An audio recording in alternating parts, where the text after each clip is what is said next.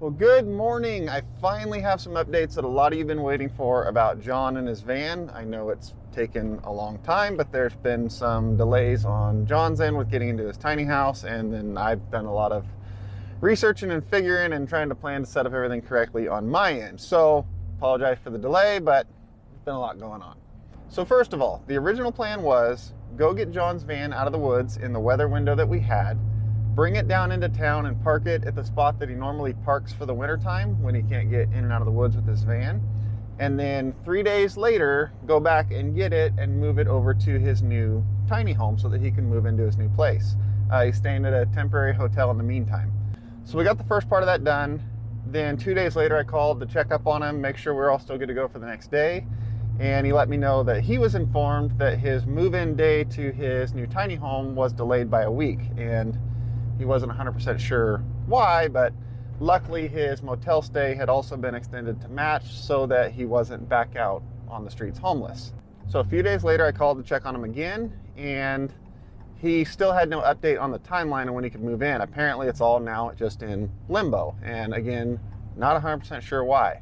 So now I'm worried about his van sitting there for so long without him being there with it. So now I'm gonna go back over, pick it up, take it out to my house where it can be parked secure, safe, nothing's gonna happen to it. It's not gonna get towed and impounded. No one's gonna go through it, steal his stuff, mess with it, anything like that. That'll also give me a better chance to go over it, get a good look at stuff underneath it, and get a better idea of what we're gonna need when we take it to the shop aside from just the engine replacement. So we're on our way over there now, gonna get it loaded up. You guys are coming along and get it to the car wash, get everything cleaned up and get it back to my house. And on the way back, we will go over what the rest of the plan is moving forward with getting this van fixed up and back to 100% for him. All right, it is still here. So we'll go get it checked out, get a strap on the steering wheel, and then hook up to the back of it there and get it out of there.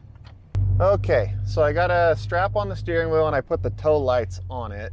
And then I've got you guys set up here so that you're watching the cameras and you see exactly what I see when I am backing up to hook up a vehicle. So we get the wheel lift lowered down, start to get lined up, open the claws, send it out. You can see it start to come out in this one now. And this one shows a nice view underneath. I don't know how good that one will show up in the camera, but okay, now we just keep that bar as close as we can get it to the curb.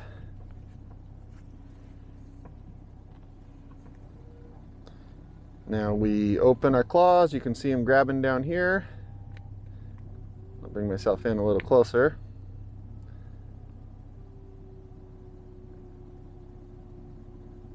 And we lift it up. And you can see in this camera really clear, both, actually I'll show you.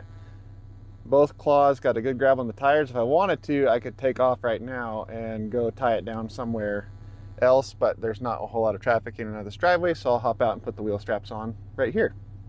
Okay, see if we can get this hook in here. Oh, it went right in. Sometimes it's a bit of a pain with a flat tire, so I want to completely switch up how this strap works. Basically make it do the opposite of what it does.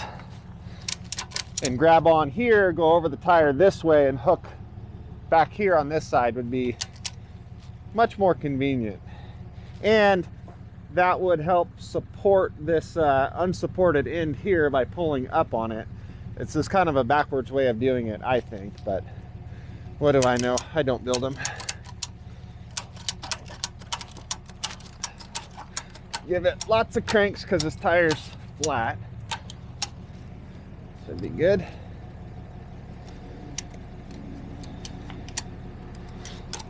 All right, as we drive to the car wash, let's talk about what the plan is from here. So I'm going to take this back to my house, and by the time you see this video, I have set up a GoFundMe that will have a link in the description below. It'll be the very first thing in the description. And the money raised from that GoFundMe will be used to put a new engine in this van or rebuild this one, whatever we decide is the better way to go. Put all new tires on it and fix the electrical problems it has with the lights, and then go through whatever else we see it needs at the time.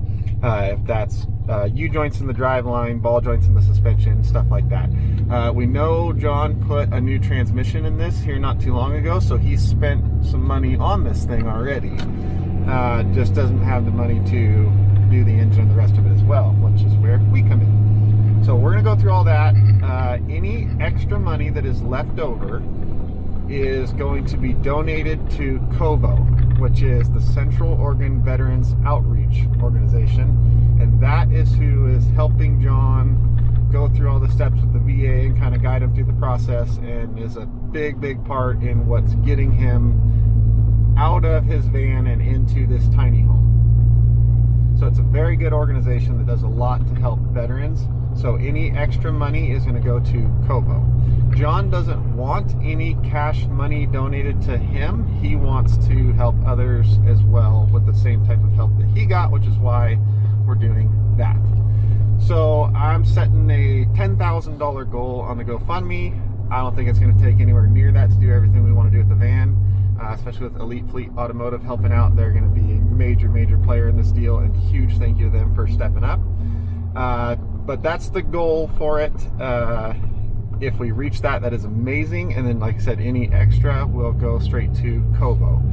And if we're short on what we need for the repairs of the van, then any merchandise sales money from my end, the YouTube ad revenue from this series of videos, and whatever else I need to do, I'll just do to cover the difference. So that is the plan from here. But the problem is, we can't start any van repairs until John gets moved into his new place, and we're not sure when exactly that's going to happen at this point. Because once we can do that, I'm going to take the van, go pick up John, get it to his new place, give him a few days to get everything unloaded out of the van and set up in his new place, and then go back a few days later, pick it up, take it over to Elite Fleet Automotive, where we're going to start on repairs. So I guess that's kind of a good thing. It gives us some time to get the GoFundMe going and set up. But also I want all this to happen right away. So that kind of sucks. But we're doing what we can as quick as we can. And for now, we are at the car wash. So let's get started on that part.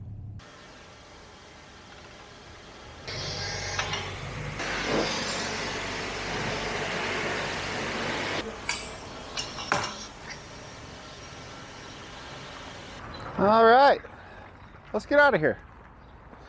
Oh, what the heck?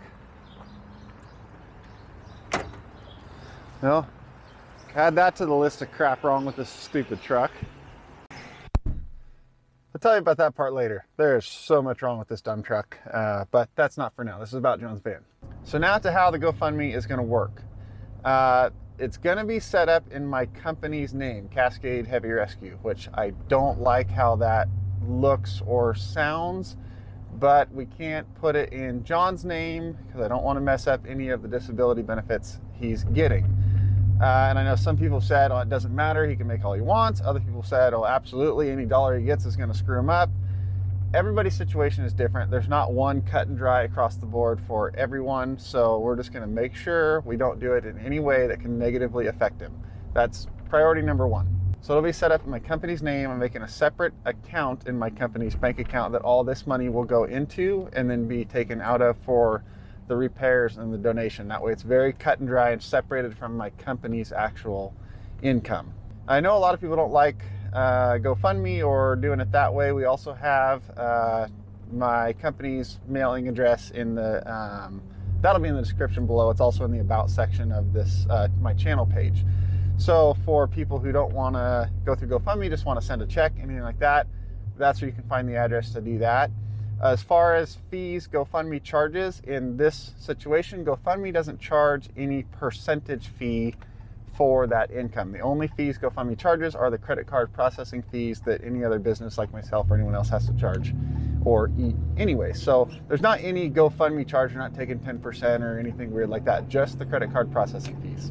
Now for long-term goals with this YouTube channel and this type of project, which is what I really want to do, I had like 5-year goal type ideas of get to the point where we could use this platform and this community that we're building here to find people in need or causes in need and do a fundraiser for. And what I want to do is once a month do a fundraiser for a different person in need or a different cause, and we raise money through this community we're building.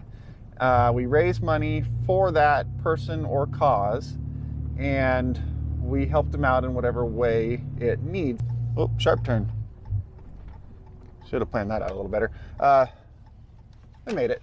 So I want this to be a monthly thing. Sorry, I'm trying to wind through this parking lot here without hitting or running over anything. Okay, I'm finally parked in the parking spot here so I can actually talk without my brain being all over. I want this to be a monthly thing. Every month, I want to find a person or a cause, and I want you guys, the viewers and the community that we're building here and who's really making this all happen, suggest and choose the person or the cause in need. And then we do a fundraiser for that. We find local businesses and organizations in that community, like here, we found Elite Fleet Automotive and Kovo are the big ones backing all this and really making things happen. And we use local businesses and local organizations in that community to help this person or family or whatever the cause is with whatever their biggest needs are. In this case, John's biggest need is transportation. Kovo and the VA have helped get him set up with housing, hopefully as long as that all goes through. He's now got his disability income finally going through after all these years. Transportation is the biggest need. That's what we're going to help out with. And I want to keep this same thing going and spread it through different communities throughout the country. And what I want to come from it, in addition to the individuals that we're actually helping, which this is going to be life-changing for a lot of them, is I want to spread the awareness and the idea of we can help each other. We can get together in our own communities. There are organizations that want to help. There are businesses that want to help. And we can get together and we can really change people's lives. And that's what I want to spread throughout the country, throughout the world, ideally, that we can get together and help people. It's really that simple. Just help people. I mean, the businesses that want to help people are out there, like Nate with Elite Fleet Automotive. I know I plugged them a lot on here, but they really are good people that really do like to help. I didn't even get started on pitching this idea to him, and he was in 100% just, what can we do? Let's make it happen. Those businesses are out there in your community and other communities. Organizations like Kovo, they are out there in your communities and other communities. And if we get together, we can make these things happen for a lot of people and really, really help a lot of people. And that's what I want to spread with this whole deal. This was all 5-year goal type of thing with this channel. And here we are less than a year into this, and I'm going, oh no, like I've got a lot of catching up to do. I didn't expect this to be anywhere near where it is this quick, and it just blows me away. And I know I've said this before, but thank you guys, because you guys are the ones who are really making this happen. So now that you know the goals with this channel and where I'm trying to get to, the steps to get there. I'm starting a nonprofit organization that's going to handle all of the financial side of this. So it doesn't look as, I know a lot of you said not sketchy, but it does look sketchy, of all this donation money going to my business, my for-profit business. I don't like that. So we're gonna start a nonprofit company. I'm gonna take zero salary from it at all. I don't want any money from it to go to me. My salary is from my towing company. That's where I can make my money. I'm gonna start a nonprofit organization that will handle all the finances. So all donations, obviously we can't get it done in time for this deal, but all donations for future projects will be donated to the nonprofit company. It will handle all the finances, the payout for the cause that we're doing, the donations to the organizations that we're trying to donate to will all be through a nonprofit company, which I'm in the middle of setting up, and I am still at the part where I'm not 100% set on the name and can change it. And I haven't come up with what I think is a great name. So if any of you guys have suggestions, please let me know a good name for this. And if it's if I like it and I pick your name, we'll send you some shirts, a hat, stuff like that. It's not like a competition, but I want something good, and I don't have any great ideas. And like I said, the nonprofit's not set up yet because I thought this was all years down the road type of thing. Never thought it would come to this point this quick. So now I'm in catch-up mode, trying to catch up to the support you guys have given. And we're getting there. It's just, so this one's gonna look a little weird with the money going through my company, which I don't like, but it is what it is. It's what we gotta do for this one. But we're gonna get that set up, we're gonna get that rolling, and that'll be how it goes from hopefully here on out. But back to the project at hand today, which is getting this van out to my house so we can keep it safe and not left out on the street until we can get John moved into his new house. Quick little delay in that is I forgot I told my wife that I'd go grocery shopping. So I'm gonna run into the store and do that, and then we'll continue out to my house. Okay, we are back out at my house and getting backed into place here where we're just gonna park it out back for a little bit. That should be good right there. Let's go get it untied. All right, we'll get the wheel straps off, get our lights and all that, and then it can sit out here out back and be nice and safe, and don't have to worry about it getting towed away and impounded or anyone going through it and messing with the stuff or anything like that. And I know someone's gonna call me out on, you didn't use safety chains. Well, I do have a safety down here. This is the tie down.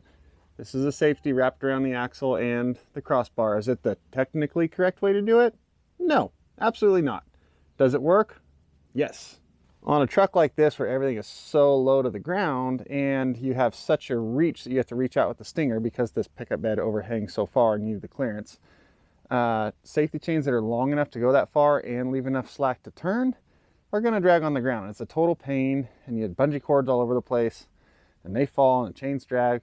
So I just safety it right to the actual crossbar itself, so you don't see safety chains in here. I do think that they are technically supposed to be from that vehicle to that vehicle. Oh well. This is what makes the most practical sense for what I'm doing. It is just as effective unless the whole freaking boom snaps off. But if that happens, really what the safety chain's tied to on this end is the other end of the boom anyways. So what's the difference? Okay, wheel straps and safety straps and tow lights and steering wheel straps are all off. So we'll get this set down and unhooked, and probably a good opportunity to show you how this wheel lift functions on the inside. So we set it down.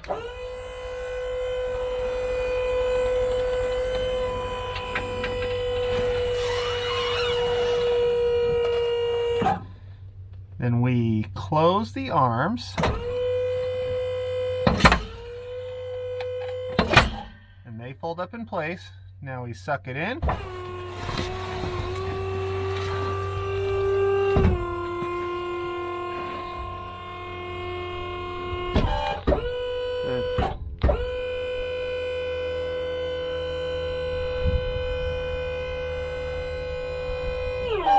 And there we go. And it does have a receiver hitch on the bottom that I use for pulling my trailers. And that's how that works. All right, we got the van back here, safe and sound. Got the GoFundMe set up. The link will be the very first thing in the description down below. And like I said, I cannot thank you guys enough for really being what's making this all happen and getting it to where we can really help someone. So I'll keep you updated once it gets where we can actually get John moved into his new place. We'll take the van over, that way he can unload it, and then once we get it to the shop to start working on it, of course we're going to film all that. We're going to bring you guys along for that so you get to see the whole process of what all we do to this thing and how we're going to make it hopefully 100% so he's got something he can turn the key on, drive wherever he needs to go whenever he wants. And I'm really excited for that part to get started. So until then, that is going to be it for this video. Thank you guys so much for watching and supporting all of this. I really appreciate it. We'll see you next time.